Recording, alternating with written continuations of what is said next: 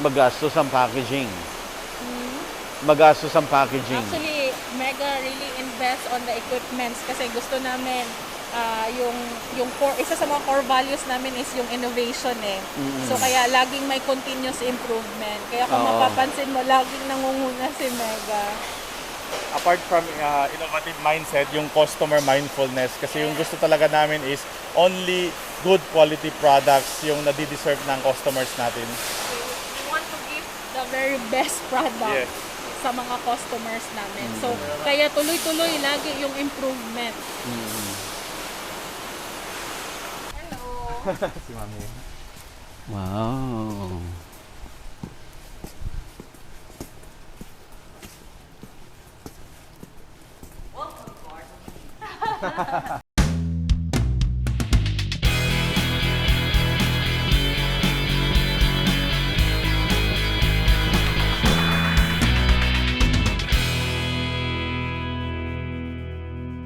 Available na po ang agribusiness merch sa Shopee. Ang link nasa description box.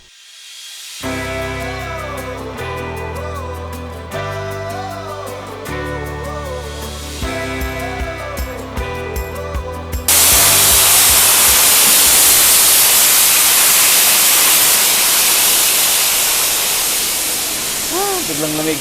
Ito yung control room ng resort natin. So, Okay. dito minomonitor. Ito, makikita natin sa screen kung ilang cans yung pumapasok, ilang temperature na, and ano yung pressure. So, ito yung mga operators natin dito and quality control. So, sila nagmo-monitor dito. And ito din yung recording natin sa chart. So, dito din naka-record kung yung cooking phase ng ating product. Doon na tayo no? Sa packaging na po na. Packaging na sir, sa carton.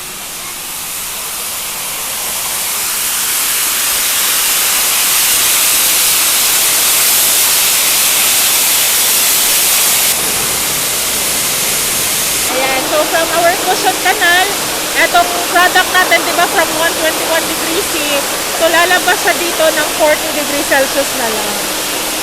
So pag more than 40 degrees Celsius, hindi pa natin pwedeng hawakan yung product.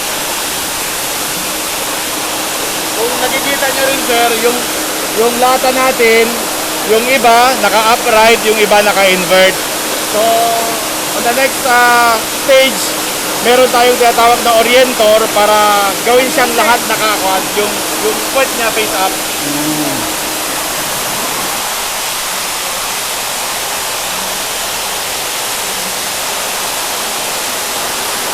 So ito yung fan orienter natin.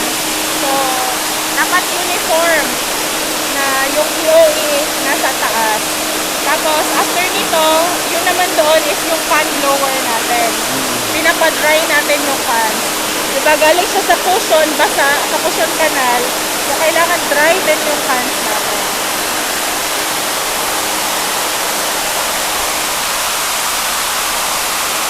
Lahat na nakatayo doon, lahat na nakabaliktad dito.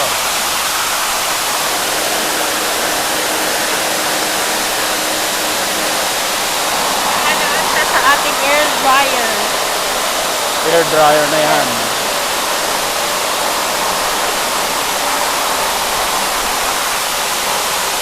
So yan, so dadaan na siya for air drying. Oo, yes.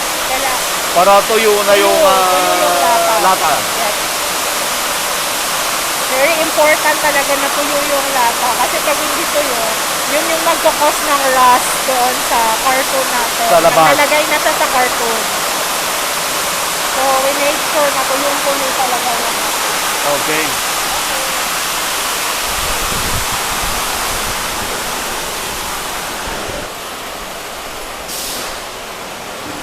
So, ito yung ano natin, can coder. So, after matuyo na yung lata, lalabas na siya dito, lagyan na siya ng code. So, nakalagay dito yung batch code ng product.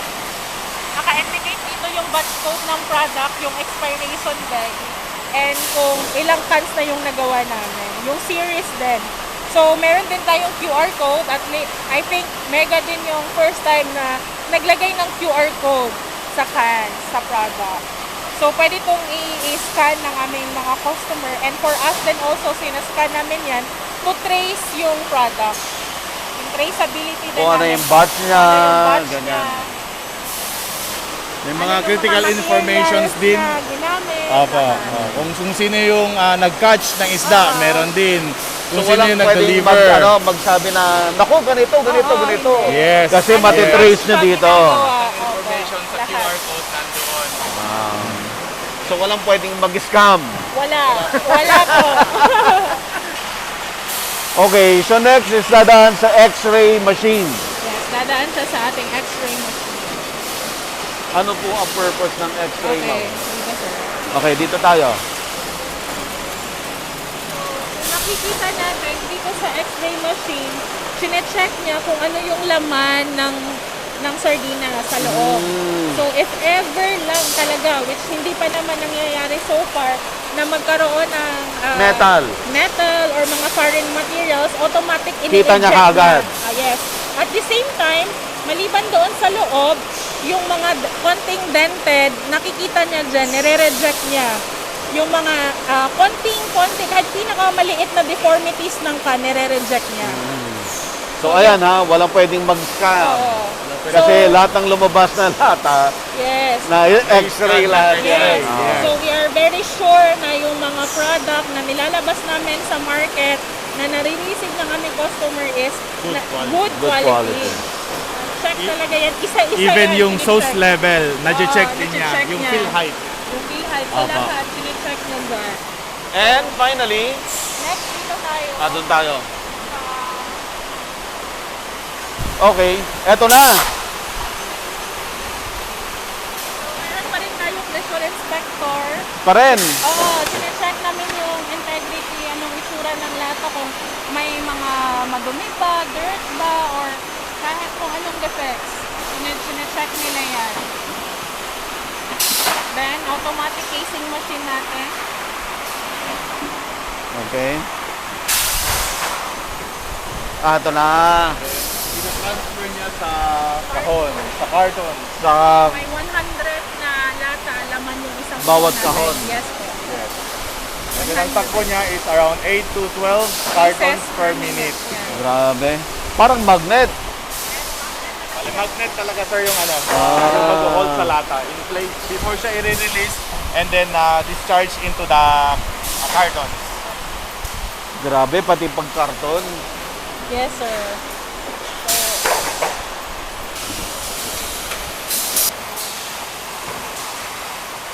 Okay, ma'am. Explain natin, pagdating dito, anong ginagawa naman niya? Ito, ang ginagawa ni ate is binivisually inspect niya kung complete ba ang laman ng kahon. Okay. Ayan. So walang magre-reklamo na kulang ng Yes, isa, wala. yung isang karton Kasi sinecheck siya maliban sa sa machine. yes, sa machine. Sinecheck din siya visually. And after dito is meron tayong automatic na taper. Ay, Tape siya na yung magte-tape. nakaka- Ah. Ganun ka-strict yung control namin. Mm.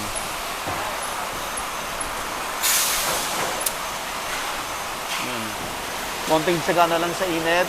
Oo, sir. Pero ito, normal na buhay na namin. Normal na po buhay. dito.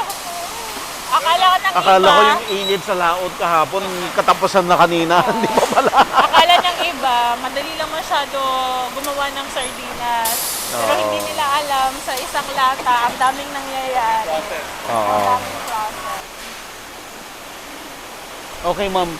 So, after doon sa... Nalagay na siya sa paleta, napalitize na siya. Dito nira-wrap. So, machine Ay, din ira-wrap siya talaga. Yes, ira-wrap siya talaga. Kaya sabi ko baka last na to kasi Oo. kukunin pa ng forklift. Kunan na natin. So, itong isang pallet na to, ilang 100 boxes cases to? Yan, 100 boxes. Na may Wow. lamang 100 na sardinas per boxes. So, that's 1,000. Yes.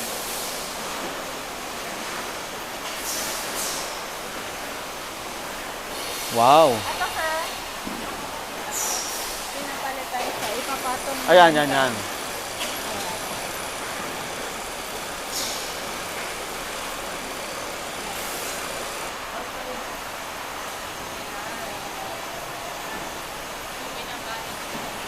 Binabalot na siya. Para ready to deliver na. So, nationwide na po to, ma'am. Yes, nationwide. Oh, wow. Magastos ang packaging. Magastos ang packaging. Actually, Mega really invest on the equipments kasi gusto namin yung core, isa sa mga core values namin is yung innovation eh. So kaya laging may continuous improvement. Kaya kung Oo. mapapansin mo, laging nangunguna si Mega. Apart from innovative mindset, yung customer mindfulness. Kasi yung gusto talaga namin is only good quality products yung nadideserve ng customers natin. We want to give the very best product Yes. sa mga customers namin. So kaya tuloy-tuloy lagi yung improvement. Ito na yan. So ito tapos na. So may dumaan na din to ng quality checking kaya Okay. may mga okay tags na to. May okay tags na. Oo. So andito na din yung mga batch code kung sino nag-inspect. Pati kung sino nag-inspect. Yes. Alam kung sino nga habulin. Alam. Ikaw pala nagkamali. Kasi Ayan. dapat alam natin kung sino yung mga responsible people na Yeah. Okay, sir, ma'am, give us a pang-ending na statement ba dito sa ating episode. Okay. So I hope na enjoy niyo yung buong tour natin dito sa planta na we are very proud kasi alam talaga namin na Mega only give the best quality product. So kung makikita ninyo yung isang sardinas, ang daming nangyayari. Ang daming ginagawang mga proseso. Kasi gusto namin ibigay talaga 100% best sa aming mga customer and continuous pa rin yung improvement namin dito. Sir, and we want to produce products that are only products that of optimum quality, at the right quality, right time, right cost, and then at optimum cost. Yun. Kasi our customers deserves the best products that we can provide to them. sir, ma'am, ang market niyo is in place already, right? Buong Yes. Pilipinas. Yes, buong Philippines. So, and sa other country pa po. We And do mayroon din kayong export. export. Yes po. Okay. For those na nanonood na interested na makipag-business with you in any form,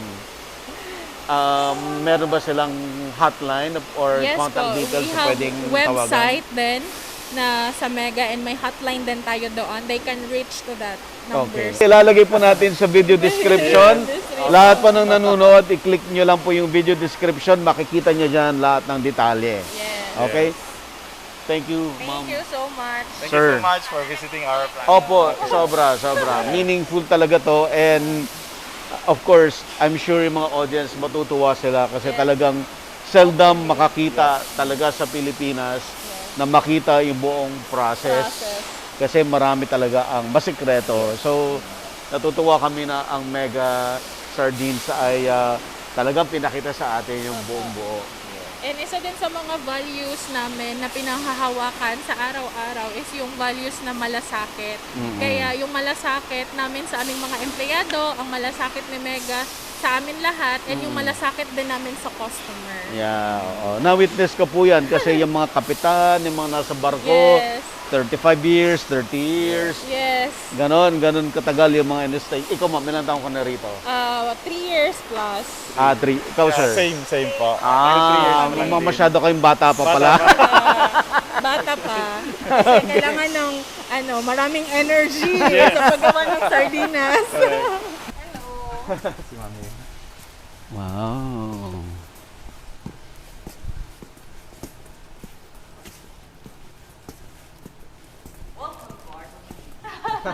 May-ari ng bahay ni Kuya. Hello. So si Ma'am May yung ating supply chain Hello, manager. Ma'am May. So siya yung sa pagtanggap ng mga raw materials and pag-dispatch din ng mga FG. Then si Raymark yung may-ari nitong warehouse. Siya yung Wow. Kaya pala organized. yes. Nag-research pa nga kami, ano bang gusto mangyari nito sa open pool? Paano ba yung slip sheets na yan? Mga ganun. yes. Oh.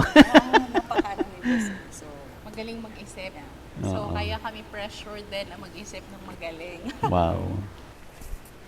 Kasi on a Wala sa day-to-day size basis, natin, dapat naka-roving. Hindi lang halata. Hindi halata. Hindi halata.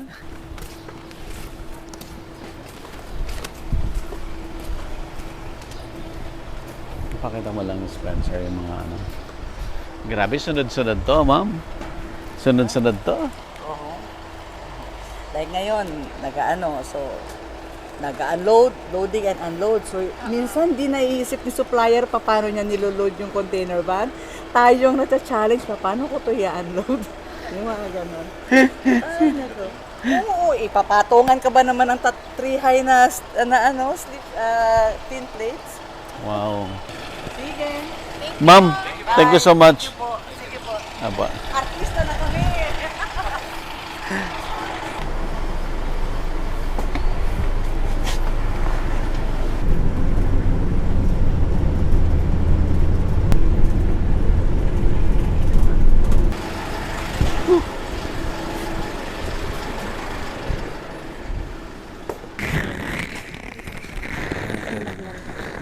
Let's go, sir. Tara, okay. Apa. Tingin kami audience. May audience. Tara, Charmy, anuhan mo kami. Guide mo kami saan pupunta, Charmy. Para okay. Kahit isang ano lang, sir, isang lugar lang na kita na lahat para hindi na tayo Sure. moving. Okay, pwede. So, kumusta naman? How was it? Impressive. Sobra, sir. Sobra. Oh, from start to finish, no? Mula doon pa lang sa catching. Yeah, that's the most important role. You know, Oo. from start to finish, maganda talaga. Mura produkto, pero hirap gawin, di ba? So, isa sa Sana ba? pinakamahirap na Produkto. produkto, na factory produkto talaga gumawa. Sa gumagawa na rin kami sariling lata tuloy. Ah, Because need to be para ma-offer to bring down the cost. So, para sa Filipino people can really afford pa mga sardinas. I think. Yan doon, boss. Ito na. Maganda kita. No. Sir, kabitan lang kita ng mic. Ako lang ba? O kasama din kapatid ko. Sir, na din natin sa Sir Mark. Sir Mark, pwedeng ano? Oh, separate. Oh, yun. Ay. Chief Technical and Innovation Officer. Chief Technical and Innovation Officer. Hindi ko lang may role na gano'n eh.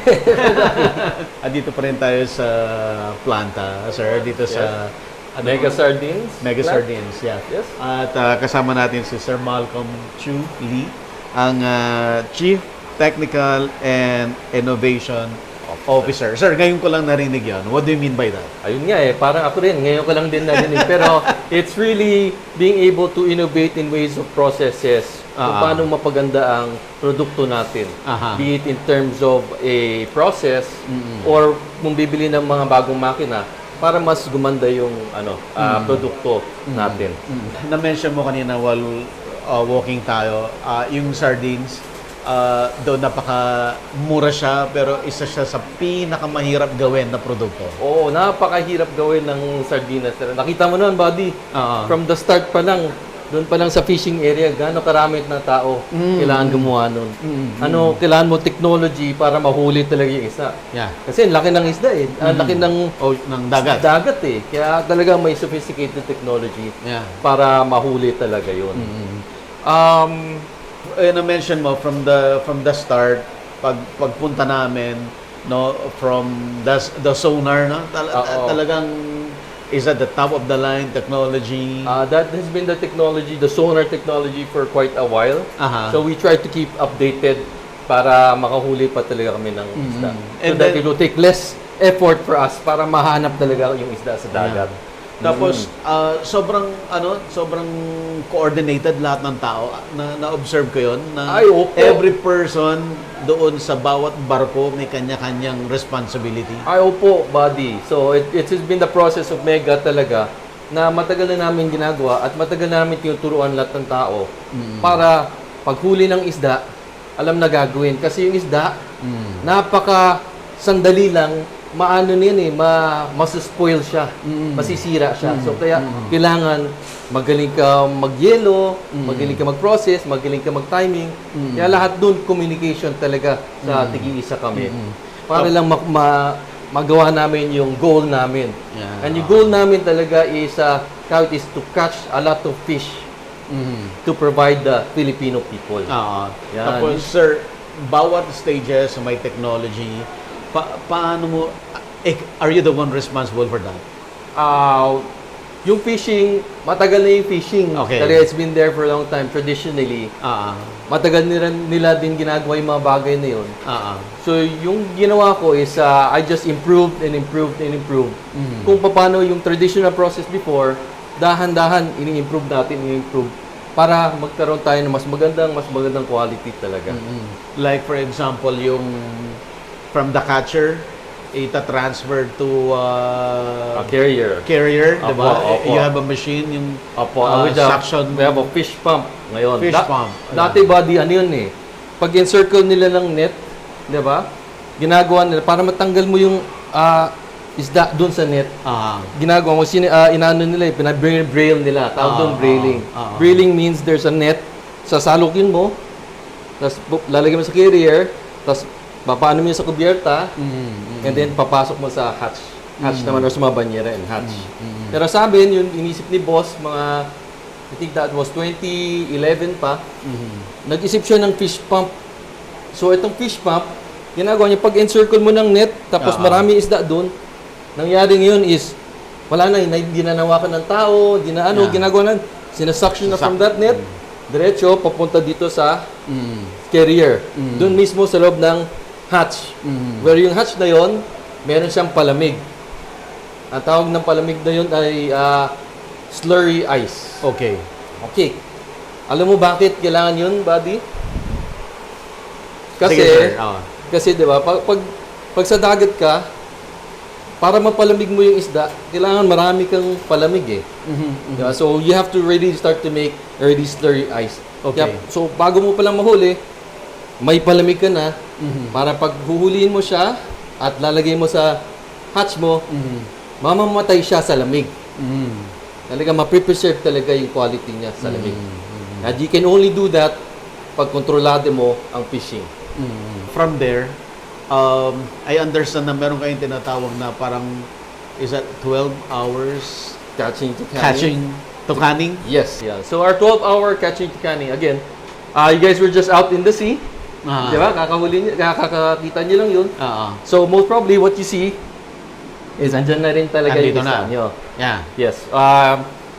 Either that or a next batch would be there. So usually we try to get it done in 10 to 12 hours. Talaga nasa lata na talaga siya. And ano yung primary reason bakit in 12 hours dapat nakalata siya? Quality! Siyempre, Okay. mas mabilis mo malata, mas maganda quality talaga. Oo. Kayo lang nakakagawa nun, sir? From start to finish, I think kami lang nakagawa ng magandang preservation. Canned na yan, no? Yung 12 hours, sir, no? We're talking about. Opo. And then, yung logistics naman, going out, paano kabilis naman yan? Yung logistics, Distributions.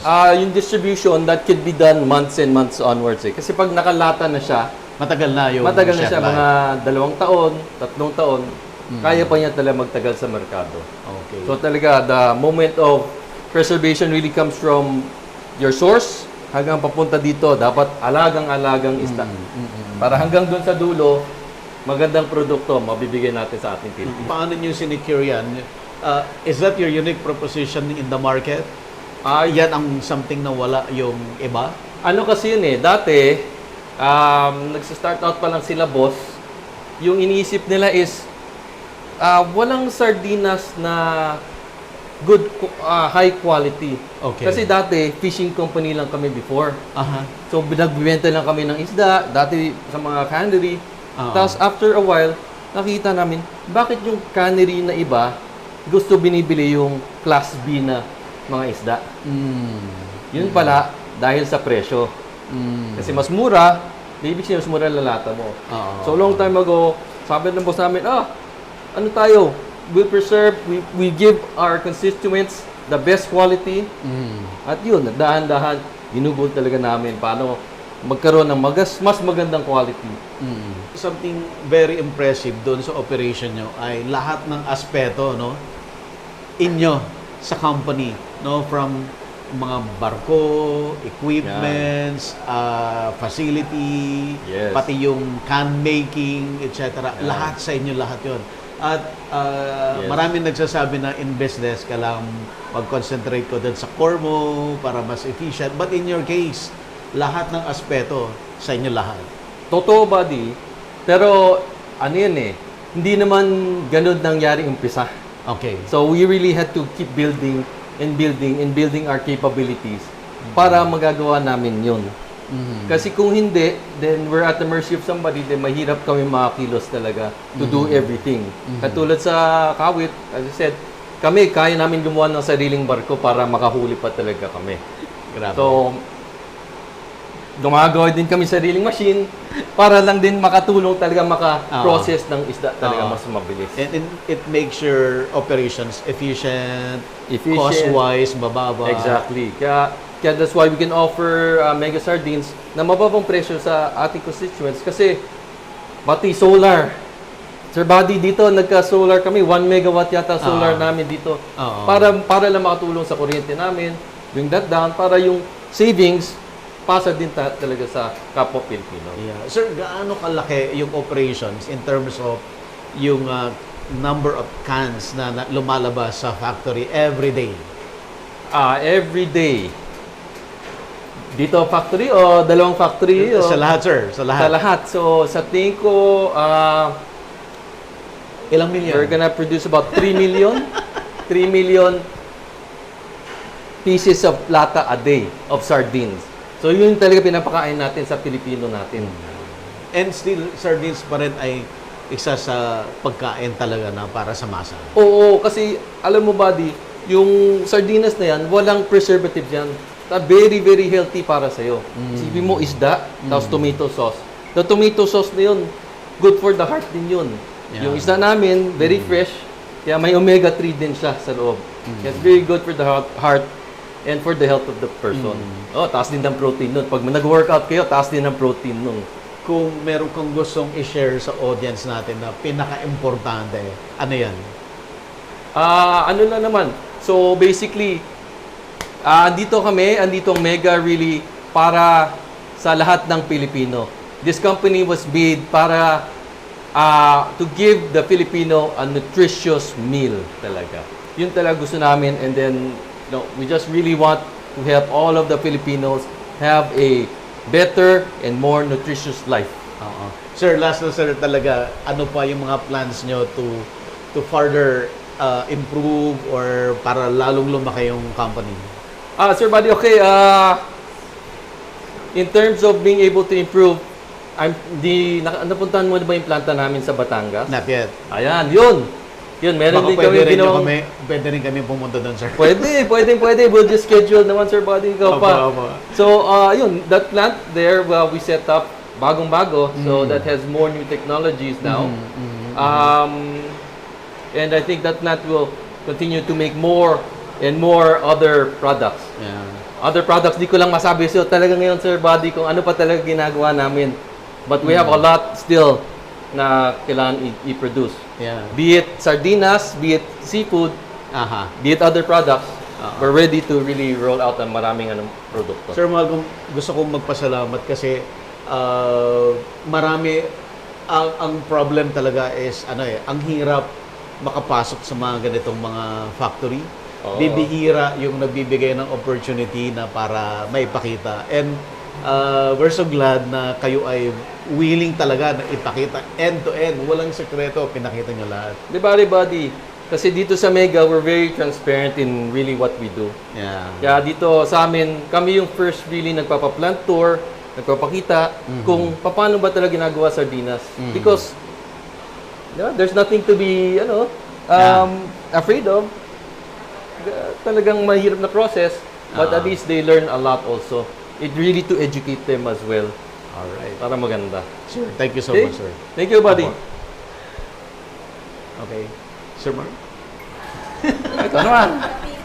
Konti lang. Sir Mark Chulim naman ang kasama natin ngayon. Sir, nagulat din ako dun sa yung title, Chief Spiritual and People Officer. What do you mean by that, sir? Kasi sabi natin yung Mega, pag-may-ari ni God. So, as a family, sabi namin, hindi sa amin to, kay God. So, stewards lang talaga tayo ng kumpanya. And being good stewards is, we want to really help the people not only professionally, but also personally in their personal life. So, spiritual side of things, I try to help people really grow spiritually as well. And yung people side is really the HR side of the business. So, yun ang hawak ko ngayon. Sir Mark, ang na-impress ako na nakita ko, during nung nandun kami sa laot, nagtatanong-tanong ako yung mga kapitan, yung mga chief engineer, ganyan. Nagugulat ako, 35 years, 30 years, no? Ganon yung tagal nila sa company. Paano nyo nagagawa yun, sir? Basically, nagsimula yan sa dad namin. Talagang turing niya sa mga tao, parang pamilya talaga. So, kaya sila nagtagal. Yung iba, mas matanda pa kaysa sa akin. So, yung pagmamahal natin sa tao, binabalik din pagmamahal nila. So, isa sa core values natin ay malasakit talaga. So, malasakit sa kanila, malasakit nila para sa kanila. Ano, sir, yung mga ginagawa nyo ngayon dito sa company at present time, sa jurisdiction mo, ano yung mga ginagawa ninyo? Marami tayong iba-ibang activities, pero mostly, number one is really treating them with respect and dignity. Yun ang pinaka-importante na kakausapin natin, de-develop natin. Marami tayong mga activities like sports fest, basketball league, may every Monday morning may prayer and reflection tayo, just to really help people realize ang dami pala natin pwedeng pasalamatan. Kasi yun ang minsan nakakalimutan natin magpasalamat Nauuna yung ano yung kulang, ano yung wala, ano yung complain. Pero minsan ganun lang, pagpasok nila ng Monday, pag uwi nila, kung natandaan ko pala, pwede pala ako magpasalamat sa asawa ko, sa anak ko, ang dami pa nang pwedeng pasalamatan. So, Yung ginagawa ninyo, gaano yan nakakatulong doon sa company as a whole? I think pag maayos ang relationship ng tao sa pamilya niya at sa bahay, nagre-reflect yan sa trabaho nila Imagine mo lang pag may problema sa bahay, hindi makaisip na mabuti. So, if they're able to really be able to take care of their personal lives well, reflected yan sa performance nila sa trabaho. Gumaganda rin talaga. And may mga foundation kayo, sir? Meron ho tayong Mega Tuling Foundation. So, iba't iba yung mga advocacies natin doon. Meron tayong Ocean Cleanup. Meron tayong Bigay Sustansya na we feed sa schools para ma-nourish yung mga kabataan. Kasi yun ang importante ngayon. Habang bata pa yung mga bata, kailangan proper nutrition ang natatanggap nila para mag-develop ang brain nila ng mabuti. Okay, sir. Ano po ang pinaka-importanteng message ninyo sa audience natin? I think importante is one, salamat sa pagbisita and really yung entire process, katulad sabi ni Sir Malcolm, is we want to really uplift people's lives and give back to them by providing them this nutritious food at affordable prices. So after I think more than 50 years, pasalamat tayo sa Diyos na naging number 1 ang Mega dahil sa commitment ng mga tao natin na magbigay ng quality product at good prices. So yun. Ayan. Sir Mark, thank you so much. Thank you. Opo.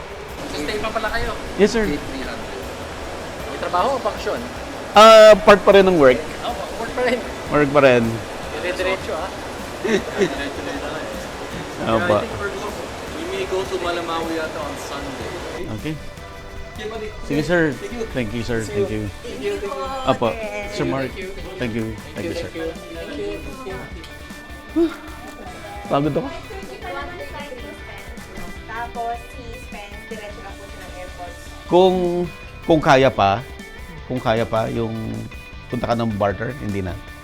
Kung pupunta po siya ng barter, 5:30 flight din po. Dapat 2 alis niya dito, kain lang sa net. Then alis ka na. Eksaktong 2 alis ka na. Pwede kang dumaan ng barter. Parang ito gusto ko. So may flight din si Sir Malcolm? Yes. Sabay sila ni Sir Mark? Ay, si Spencer lang. Kami, Monday pa. Hindi, iba na. Ibang company naman. Oo. Saan po yung susunod? Kaya Sir Mike Alabar. Available na po ang agribusiness merch sa Shopee. Ang link nasa description box. Agribusiness, how it works. Instruct, inspire, succeed.